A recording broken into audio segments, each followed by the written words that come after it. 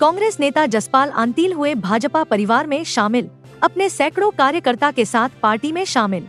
प्रदेश अध्यक्ष मोहनलाल बडोली व राय विधानसभा से प्रत्याशी कृष्णा गहलावत ने करवाई ज्वाइनिंग। हरियाणा बीजेपी प्रदेश अध्यक्ष मोहनलाल बडोली का राम रहीम को पैरोल देने पर बयान। कांग्रेस के पास कोई चुनावी मुद्दा नहीं, किसी भी कैदी को पैरोल देना माननीय कोर्ट के फैसला, कोर्ट के फैसले पर कोई भी टिप्पणी नहीं कर सकता।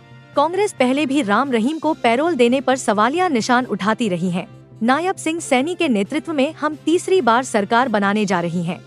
मोहनलाल बडोली ने भूपेंद्र सिंह हुड्डा पर जमकर साधा निशाना, बोले हरियाणा में भूपेंद्र सिंह हुड्डा नहीं चाहते बने कांग्रेस की सरकार। आज इस विधानसभा चुनाव 2024 की राय विधानसभा में खेवड़ा गांव से जसपाल आंतील, जो लंबे समय तक कांग्रेस पार्टी में काम किया, आज भारतीय जनता पार्टी के बड़े परिवार में शामिल हुए हैं। और मैं पार्टी की तरफ से और अभी थोड़े समय में ही माननीय मुख्यमंत्री नायब सिंह सैनी भी यहाँ उपस्थित होंगे और यहाँ से उम्मीदवार बहन कृष्णा गहलावत जी आज भारतीय जनता पार्टी के बड़े परिवार में शामिल हुए हैं। इनका स्वागत, अभिनंदन का ये प्रोग्राम है। और आज पूरे हरियाणा प्रदेश में जो वातावरण चुनाव का बना है, आज तो कांग्रेस के लोग भी मानना शुरू कर गए कि सरकार तो भाजपा की आएगी। और जिस प्रकार से वो अपने बड़े नेता को, राहुल को, बड़ी जनसभा के कराने के मकसद से वो लेके आए थे, उन्होंने एक प्रोग्राम ही करके देखा। जब लोगों की भीड़ नहीं बढ़ी तो उन्होंने रोड शो के प्रोग्राम रखे हैं। और सड़कें हमने बहुत अच्छी बना रखी हैं। सड़कों का मौका मुआयना करके वो 2 दिन टूरिज्म करके हरियाणा में चले जाएंगे। आज हरियाणा प्रदेश की जनता ने मन बना लिया, आने वाली सरकार भारतीय जनता पार्टी की स्पष्ट बहुमत की सरकार बनेगी और माननीय मुख्यमंत्री नायब सिंह सैनी दूसरी बार मुख्यमंत्री की शपथ लेंगे। और आज पूरे हरियाणा प्रदेश में 5 अक्टूबर का लोगों को इंतज़ार है। जैसे ही 5 अक्टूबर आएगा, कमल के फूल का बटन दबाकर स्पष्ट बहुमत की सरकार तीसरी बार भारतीय जनता पार्टी के हरियाणा प्रदेश में बढ़ेगी। अध्यक्ष जी, राम रहीम को लेकर कांग्रेस लगातार निशाना साध रही, कह रही है कि चुनाव को देखते हुए बीजेपी ने पैरोल करवाई है। ये चाहे कोई धर्म का मामला हो, चाहे साधु संतों का मामला हो, जब भी इस प्रकार का कोई काम आता है, कांग्रेस के लोग ऐसे हैं जो राम को भी नहीं मानते, जिनका कोई सिद्धांत नहीं है। आज चुनाव चल रहे हैं, सर्वोच्च न्यायालय या कोई भी माननीय कोर्ट कोई फैसला लेती है, उससे चुनाव का कोई संबंध नहीं होता। अभी थोड़े दिन पहले भी पेरोल उनकी हुई थी, तब भी इसी प्रकार से उन्होंने आरोप लगाया था।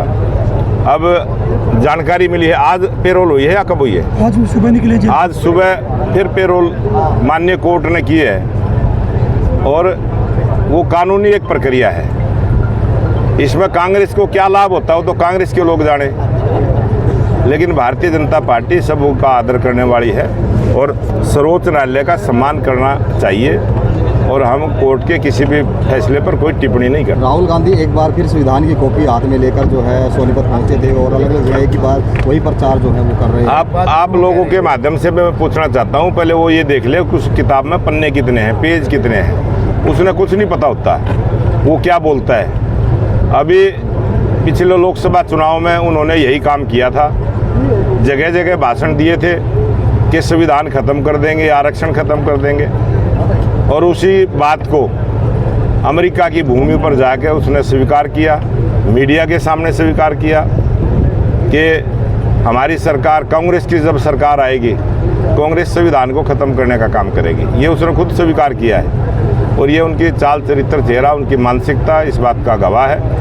और वो फिर उस बात पर आए हैं। और कांग्रेस पार्टी ने 1977 में देश में इमरजेंसी लगा के इसी संविधान को ख़त्म करने का काम किया था।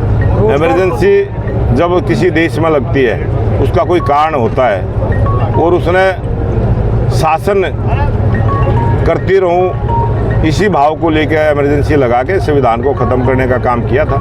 और कांग्रेस पार्टी जिस विचार से चली है, कांग्रेस पार्टी ना भगवान राम को मानती है। ये चुनाव है धर्म अधर्म का।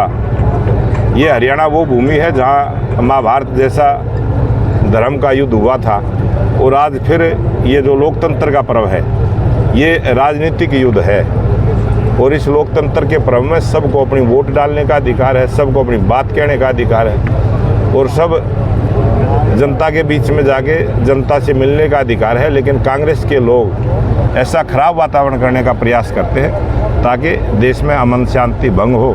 लेकिन मैं धन्यवाद करता हूं हरियाणा की जनता का। आज जनता जागरूक हो चुकी है, कांग्रेस की मानसिकता को समझ चुकी है, इसलिए एक तरफा माहौल भारतीय जनता पार्टी का बना। अब ये बात तो वो क्यों कह रहे हैं वो तो आपके भाव से ही पता चल जाएगा। कांग्रेस का कोई लोग ये तो कहेगा नहीं कि बीजेपी जीत रही है, लेकिन कांग्रेस के नेता दबी जुबान से सब मान रहे हैं कि सरकार भाजपा की आ रही है। ये कांग्रेस के लोग आपके कैमरे के हटके भी कांग्रेस के लोग स्वीकार करेंगे और भाजपा की सरकार आ रही है। इसलिए भाई जसपाल जी भी आज जो शामिल हुए हैं तो इसलिए शामिल हुए हैं कि भाजपा की सरकार आ रही है। जसपाल अंतिल के आने से कितनी मजबूती मान रहे हैं राई हल्के में? एक एक वोट की कीमत होती है और ये वो विधानसभा है, यहाँ 2014 में 3 वोटों का हाई रिजल्ट हुआ था और भाई जसपाल के पास बहुत बड़ी युवाओं की टीम है, बहुत बुजुर्गों का आशीर्वाद है और बड़े लंबे समय से राजनीति की है, बहुत बड़ा वोट बैंक है।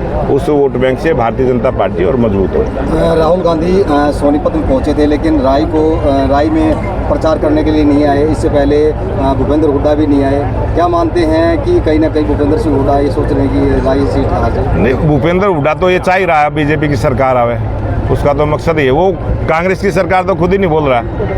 आज कांग्रेस का कोई भी नेता बयान दिखा दो जो मंचों से ये कहता हो कांग्रेस की सरकार बनेगी, वो तो कांग्रेस की वोट ही नहीं मांग रहा।